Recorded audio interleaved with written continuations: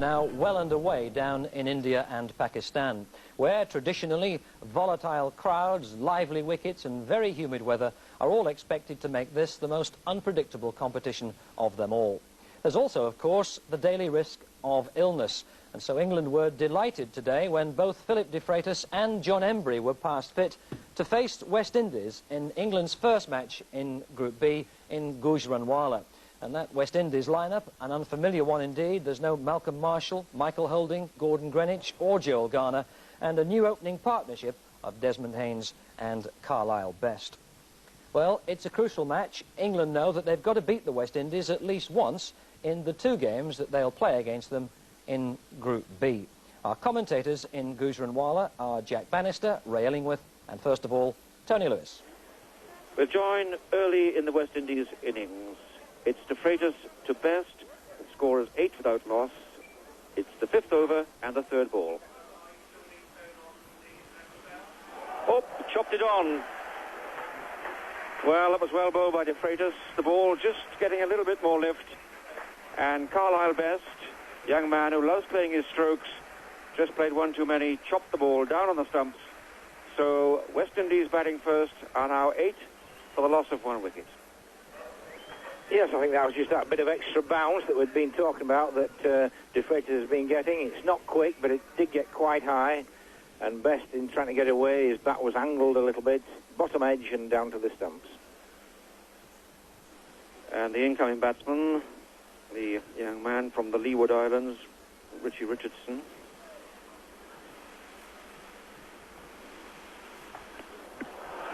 Now, that's a slashing square, Curtin, 4 runs. Thurman had to go very far, but there was no chance of him getting around to that. That's certainly the best stroke of the morning. And Richardson very quick on that indeed, and Foster piece short.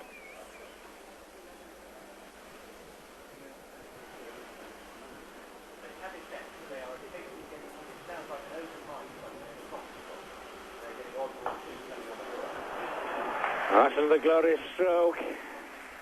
Broad at mid-off diving, trying to stop it, but couldn't get there, and 4 more runs to Richardson.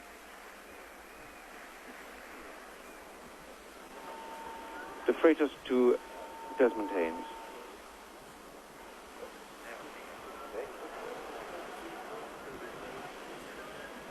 And de Freitas not looking too well at the moment. He did come out here with a chest infection, which they thought had possibly been aggravated by inoculations, and this isn't the sort of weather, really, which a bowler who's anywhere under par can get away with it. Quite humid conditions.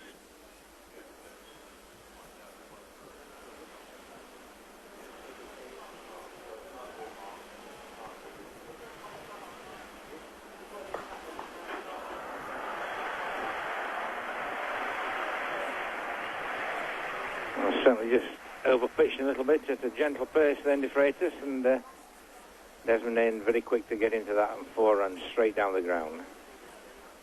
And Mike Gatting made the decision now to give de Freitas a rest.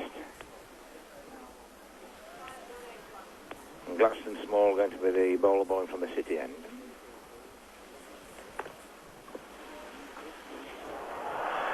Well, that's not the place to bowl. He was short and pulled away just short of 6 runs behind square there. One thing you've got to do when you start bowling one-day matches, you've got to get loose and try and pitch it somewhere on a length to a full length when you first start. Certainly a gift there from Gladstone Small. John Embry, the one English spinner in the side, coming on to bowl at the pavilion end.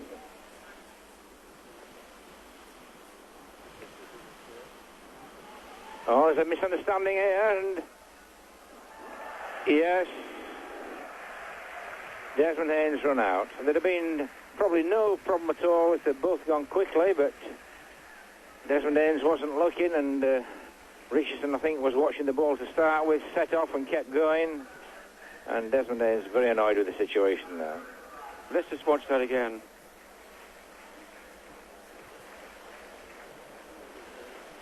That's Chris Broad. Gatting says so to the bowler's end. He'd seen the confusion. Haynes just beaten by Embry's marvellous take and dive. but I don't think the cricket before the actual run-out would have been a model for young cricketers to watch. The great applause around the ground now for the West Indies captain, true star of world cricket, Viv Richards. And the change of bowling, Derek Pringle.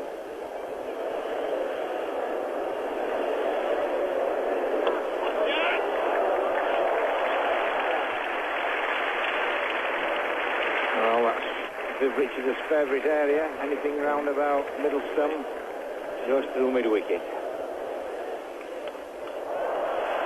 Mind you, that was just outside off stump and away that went as well, so there's nothing much you can do when the man's in this form. It's rather a savage return to international cricket for Derek Pringle of Essex. Pringle, his third over to Richardson.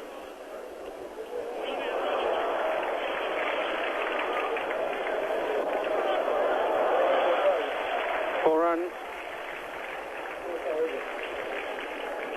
Ball really does go quickly when it's nicked fine like that down to fine leg.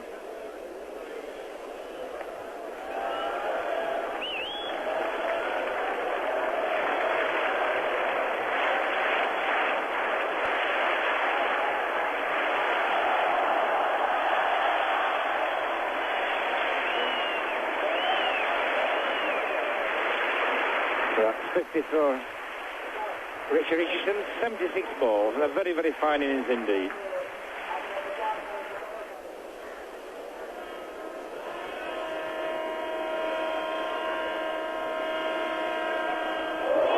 Oh, and that's the wicket that England badly wanted. Very full length, just offered to leave the batsman, and possibly Richardson there just trying to get a bit too much mid-wicketish. And that's the first wicket for Neil Foster. 105 for 3 now. Well, disappointed Richardson there, and you'll see him play across this. Well pitched up, perfect Yorker.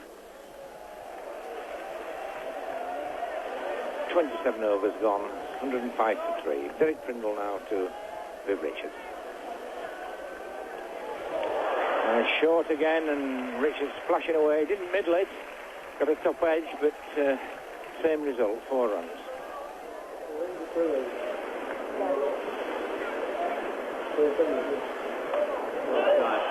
Owen Richards has played on. Well, very simply, the first wicket that fell, and Vivian Richards very annoyed with himself there. Just short and trying to hit it on the offside, but the bat angled again, getting the bottom edge down to the stump. And that's the wicket that England badly required. 122 for 4, that puts the innings right back in the balance again. Second person to play on, and see how wide that was for him to fetch that back on. De Freitas to Dujon. So that's good enough. No problem in one-day cricket, exactly where you'd like to hit it, if you could intend it. Neil Foster to Gus Logie. That one, he has it, and that's the first 6 of the match. Pulled down short by Neil Foster and on middle and leg stump. Not very bright bowling. And that little man, Gus Logie, got right underneath that and swung it high down under the Shamianas behind deep square leg. 6 runs to Logie, 197 for 4. And Logie moves on to 43, and Dujon is 39. And really the margin of this game is so finely balanced that 3 tight overs would leave it England's way, and 3 overs of this sort of punishment would tilt it towards the West Indies. There's the perfect answer. That's the better ball, the classic Yorker length, flicked in off Logie's pad, and Neil Foster's done it again. The third man he's bowled, but that was a fine innings by Gus Logie in combination with Jeff Dujon. Logie was out for 49, bowled by Foster, and in the 48th over, the West Indies are 205 for 5. 2 overs left to be bowled by England, one by Pringle and the other by Small. Pringle it is from the city end to bowl to Roger Harper. Harper's 2 not out.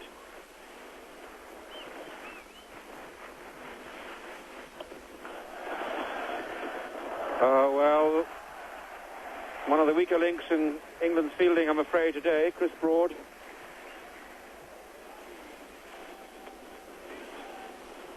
And that's 4 runs. It was quite well bowled by Pringle, well up on middle and leg stump. Just take a look at this and how well Harper did to perform the drive. Gave himself room, stepped back a bit. But difficult to blame the bowler there.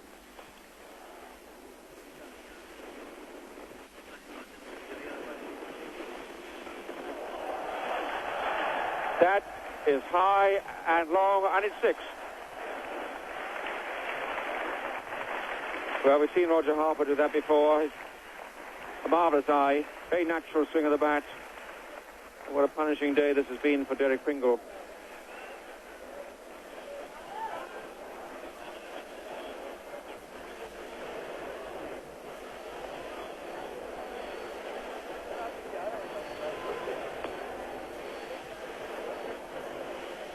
This is just the impetus in the tail end of the West Indies innings that Viv Richards wanted.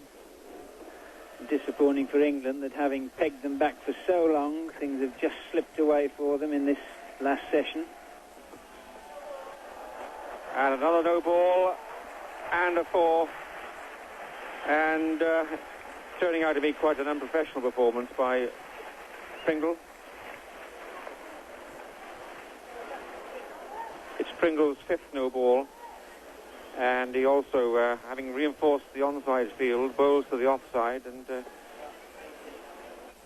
he's given 18 runs off this over.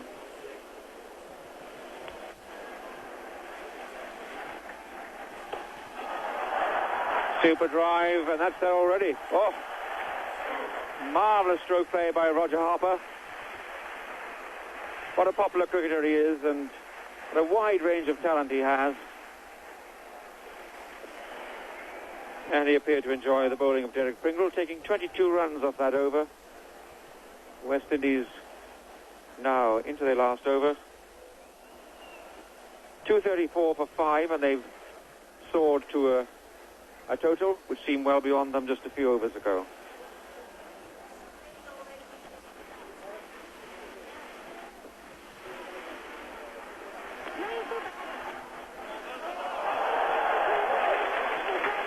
It was straight.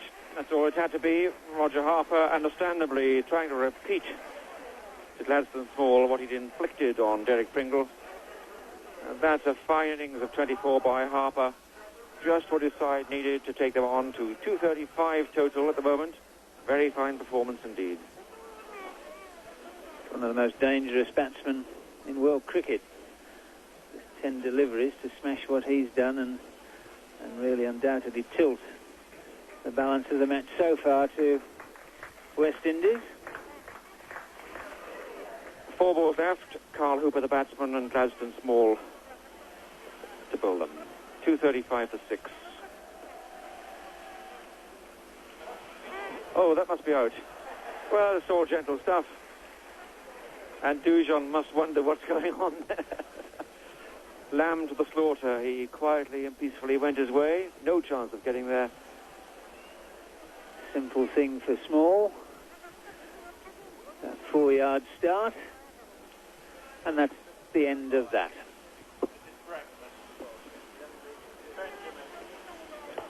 That's a good shot by Benjamin. And what all-round talent to find someone come in first ball and smash you straight over the top.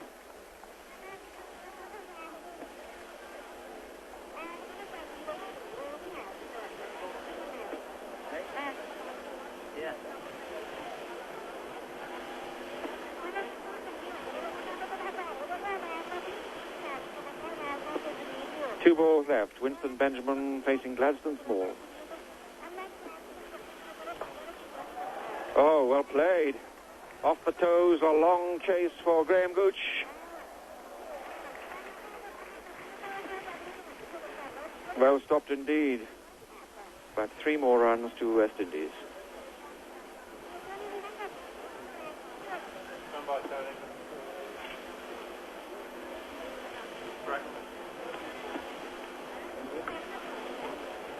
One ball left in this West Indies innings. Lads the smaller bowler. Hooper was the man who attempted to hit the 6. Just 1 run scored. But my word, how well the West Indies have done over these later stages. 243 for 7 is the final score. So England require off their 50 overs 244 to win this match. So the West Indies making 243, setting England a target of 244 to win. But of course, it could have been so many less than that, because the West Indies hit 92 off the last 10 overs, 22 of them off the penultimate over, bowled by Derek Pringle. And Pringle was by far the most expensive of the England bowlers today, 83 runs off his 10 overs. Still, 244, a very gettable target. The only question now was how much would England's batsmen have been affected by that long session of 3 hours and 20 minutes in the field. Here, once again, is Tony Lewis. We'll join the England innings now with the first ball, 6th over, and Courtney Walsh is bowling to Chris Broad. The score, 14 for no wicket. And there's a shout this time, and Chris Broad, not waiting for the umpire's decision, walked off. That was certainly angled across and quite a bit of bounce there, and certainly beating Chris Broad for pace there. And West Indians jubilant. That's the sort of wicket they wanted early on, and hoping to get probably a second wicket and get into the English batting before the spinners have to bowl. Yes, a big blow for England, and a big one for West Indies to strike. We see Walsh here, bowling halfway across the return crease, and that ball seaming, didn't swing but seamed away. Broad really had to play at it. And the New England batsman, Tim Robinson.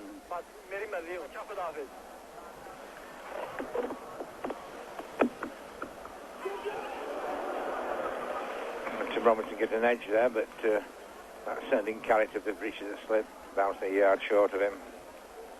Patterson to bowl his 4th over to Tim Robinson. Oh, that's a good stroke by Robinson. Over pitch by Patterson, and the perfect off drive through mid-off. 4 runs out, any bother at all then.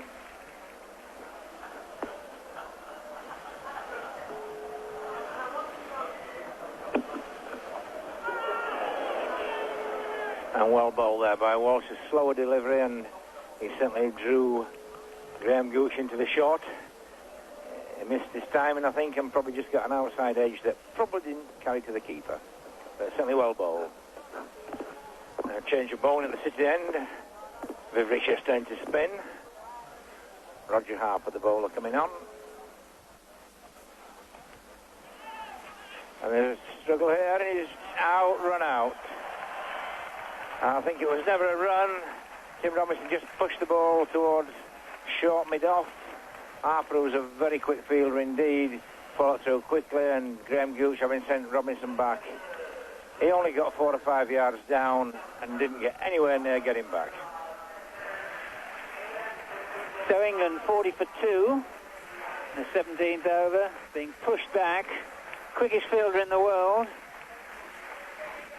From another angle, Robinson pushing it out, going 5, 6 paces down. On go the brakes. Harper swoops. Underarm throw, knows exactly what he's doing. Well, nearer 2 yards than 1. So Harper now to Mike Gatting. And straight away the sweep shot coming out.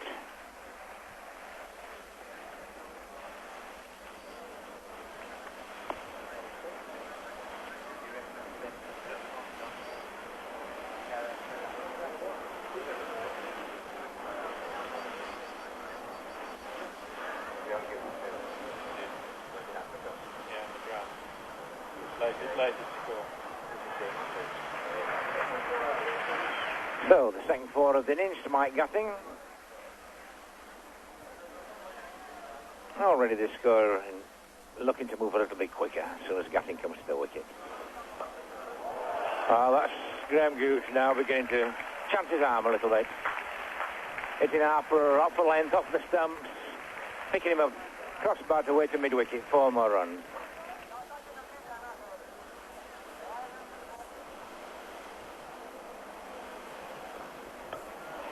And again, Mike Gatting improvising, backing way outside leg stump, and then Harper just pitching a fraction short and tracking it away through the covers.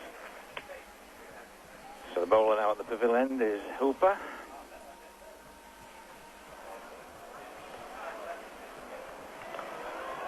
Hit that well. And just to prove how powerful it was, I beat the field of the ball, and I guess the man down at long leg was no more than a dozen yards away. Fast, full toss on leg stump, hammered away by Gooch.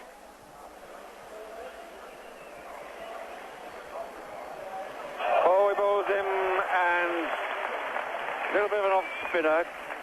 Got on the inside of it, tried to make room, and Mike Gatting will be very annoyed to get out of that sort of bowling. The sort of bowling he usually dominates.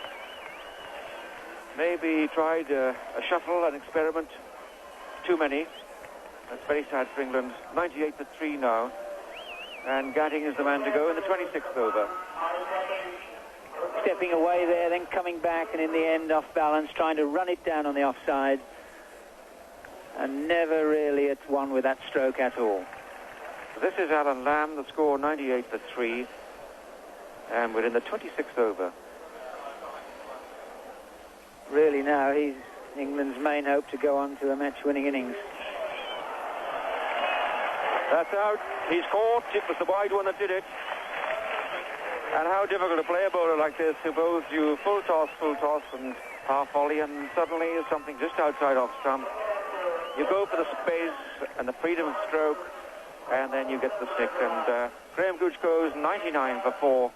And England, well, more than wobbling, I think they are beginning to collapse. Yes, that's a crucial wicket. Just a gentle medium pacer. Look how wide that is.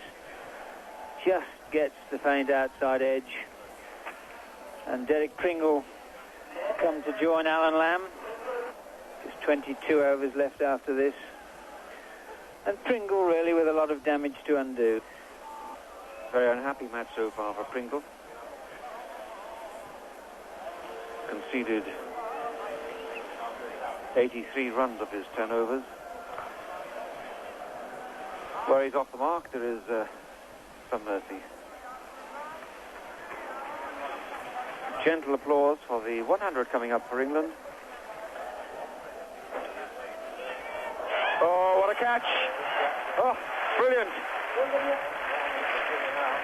Absolutely brilliant catch that by Carlisle Best. Wow, how athletic, and wasn't a very good shot by Pringle. It was rather carelessly flipped on the onside. But tremendous catch. That's square leg. Pringle has gone 123 for 5 now. You see, it just does people a little bit with pace as Hooper. He bowls seamers and a little off-spinner, and he varies his pace, and certainly he did Pringle a little bit in the air there. But what a beautiful catch.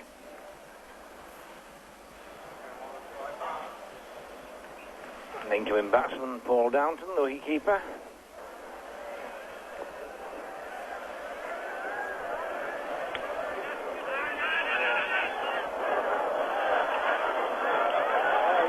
Well, that was Downton fall. Downton has gone, a run out. Alan Lamb can't believe it. And really, you have to blame Downton. Although the ball went behind the stumps, Lamb was never in a position of composure or control.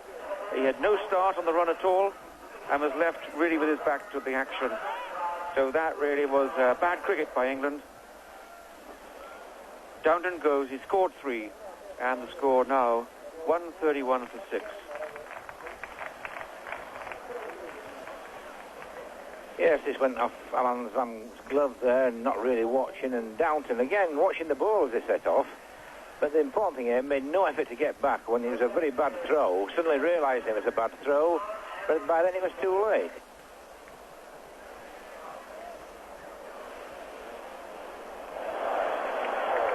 Well, they all count. In a way, John Embry shaped the bat to turn it away on the offside. I don't imagine he thought he played quite so fine. 4 runs to Embry. Patterson. It's high. Well, what a mighty blow, John Embry. A straight 6, and for a while I thought he hadn't quite middled that. It was so predetermined, but perfectly placed straight down the pitch, and John Embury hits Patrick Patterson for 6. Mr. Patterson won't have liked that. Embury is 22, Lamb 24.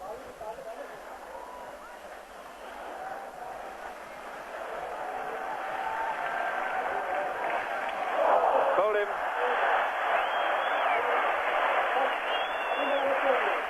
Well, it's always a pity when you try to repeat the dose, but something desperate really was needed. 9 and over for the last 10 overs. A brave effort by John Embury, but this particular battle won by Patrick Patterson. 162 for 7. John Embury is bowled for 22. We're in the 41st over.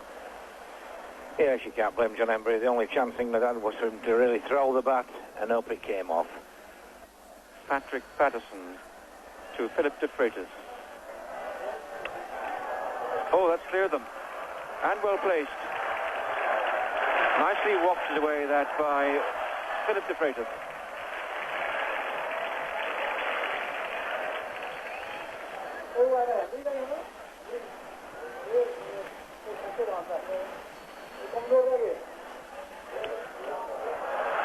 Yes, that's a full toss, and Alan Lamb scythes it away.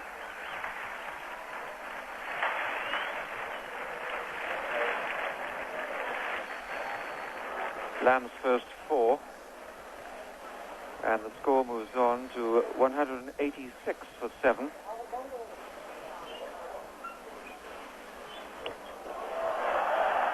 Oh, what a hit! Full toss, and that went for 6. The fielder at square leg thought it was coming to him, and suddenly he looked up and over, and that went rocketing into the terraces. Well played, Alan Lamb. That was a marvellous hit. And, of course, in the situation, Raymond, a brilliant hit. Yes, and it didn't look to have any real power to it. It just timed and gave it that bottom hand at the last minute, and must have been a carry of 90 yards. See it again here, just a bit of bottom hand, and you think he was flipping it away for 1, but that must have carried 90 yards. And England now moving on to 192 for 7 wickets. Bowled him, the Yorker, perfect ball, well bowled Patterson. Dujon shakes his head, says bad luck to de Freitas. But really, this West Indian side has played its cricket tightly. They bowled accurately. And I'm afraid one has to say, more professionally on the day.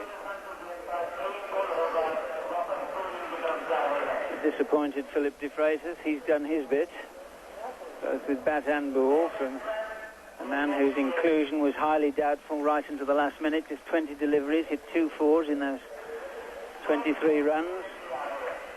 The feeling has always persisted, though, that West Indies were too far in front.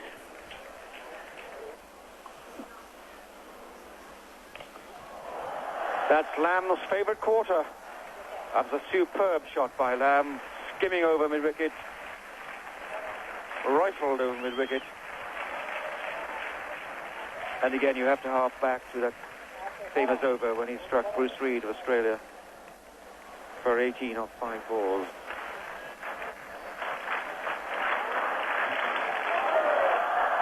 Four more.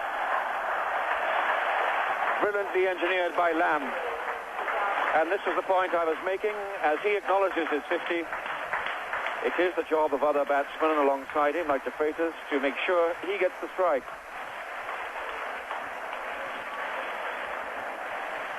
Superb round of applause for a fine innings, a generous crowd, capacity crowd here. And Lamb says, thank you very much for the full toss.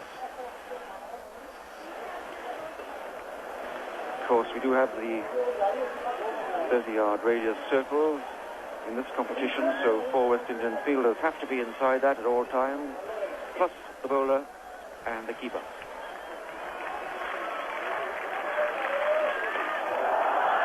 He's hit it well, but Harper's there. Well, they had to run really hard for that. Roger Harper, such a stupendous fielder. Absolutely brilliant on the move and pick up and throw. But 2 more to Alan Lamb. 1 ball left, and England have taken 12 of this over. 221 now for 8, and suddenly that 244 comes into view. Now, can Alan Lamb organise himself the strike? He'd dearly love a boundary instead, but England want him on strike at the start of the next over. There's 4. Brilliant shot. Brilliant shot by Alan Lamb. Richards has to bring those men up inside the 30-yard circle. He chose to do without the 3rd man because Alan Lamb had already smashed it over wicket. This is the perfect art of batsmanship under pressure. 225 for 8 then. There are 12 balls left and there are 19 runs to win. Patrick Patterson to Neil Foster. Push one. There you are. Take it. Give Lamb the strike. 226 for 8.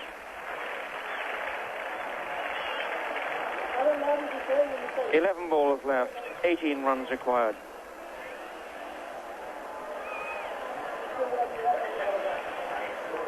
This is the occasion when my math goes completely, so Wendy Wimbush is keeping a very careful eye on pen and paper here as Patterson bowls to Lamb. Flicked away down leg side. There's a man down there. 1 run only. Lamb wants 2. Foster says, stay there, trust me. Well, I wonder.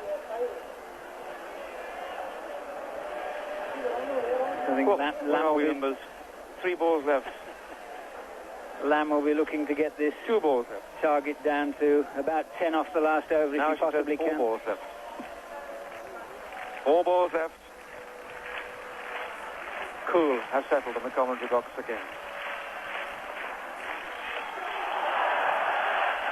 Viv Richards, the fielder.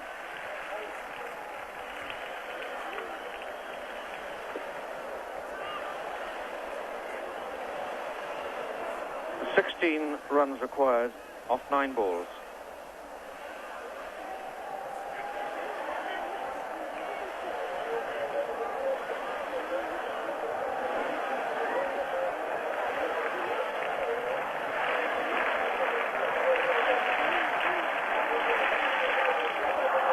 He's hit it, but Harper's there. Deep backward square leg. They won't want to take on Harper, and they don't.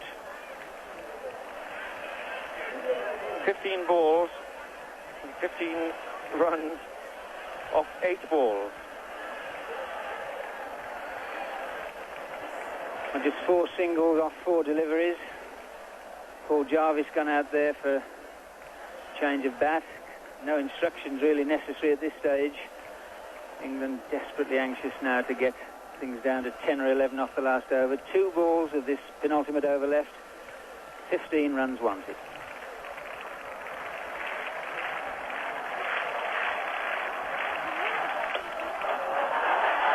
There's 1 in it. There will be 2.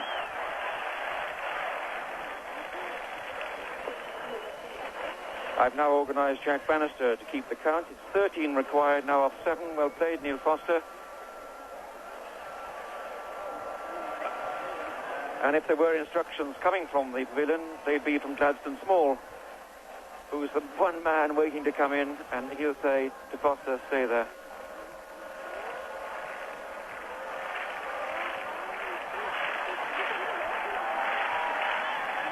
Oh! Ambitious shot, close to the stumps. 6 balls left. England need 13 runs to win the match. 231 for 8.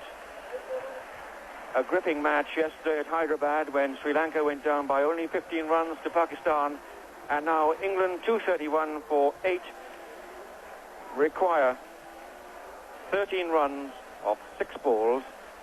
These to be bowled by Courtney Walsh. He has to keep those 4 fielders and himself and keeper inside the 30 yards. Runs in both to Lamb, who whacks that away to deep mid-wicket, his favourite spot, which is now guarded.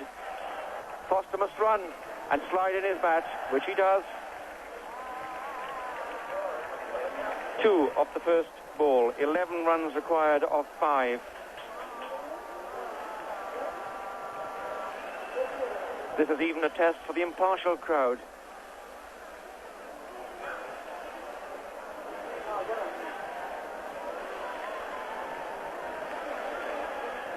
Well, extraordinary.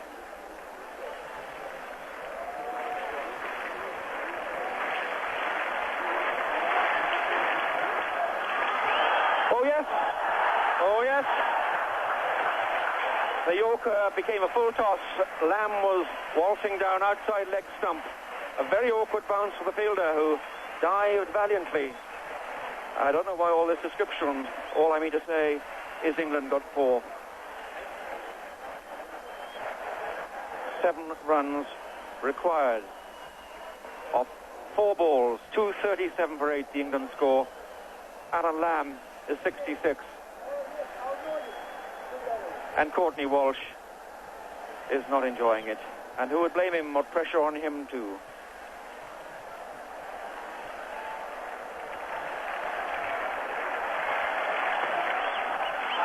Down the leg side, 4 wide, 4 wide. So the extra ball comes as well. 3 runs required of 4 balls.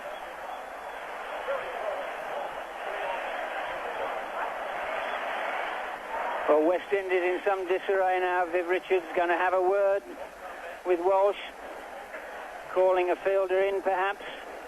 The great virtue of Lamb is that when he was struggling at the start of his innings, he kept ticking the scoreboard over. When the final onslaught was needed, he was the man to light the blue touch paper. My word, how well he's done it. 3 balls wanted, 3 runs off 4 balls. A no ball called. A no ball called and 1 run taken.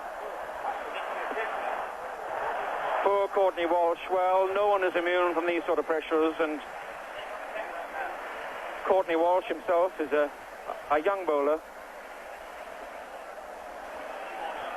I think the unfortunate thing there, Tony, there was no need for Alan Lamb to have taken the run, because he would have got the single, the score would have still been +1, and he would still have been on strike. But by taking the single, but still, who can quibble at anything that's happened in this marvellous game of cricket?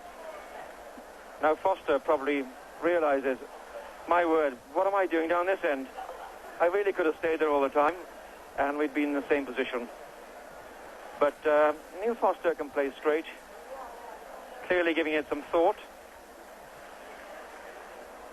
242 for 8. 2 to win for England, beat the West Indies in their first World Cup encounter.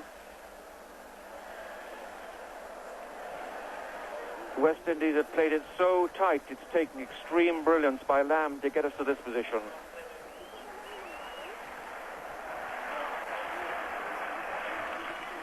It's in the gap, it's there, well played, Foster. And down go the heads of the West Indians. They played it so well, but were taken by the brilliance of Lamb. And see how Viv Richards is the first to shake Lamb's hand. What entertainment this crowd have had.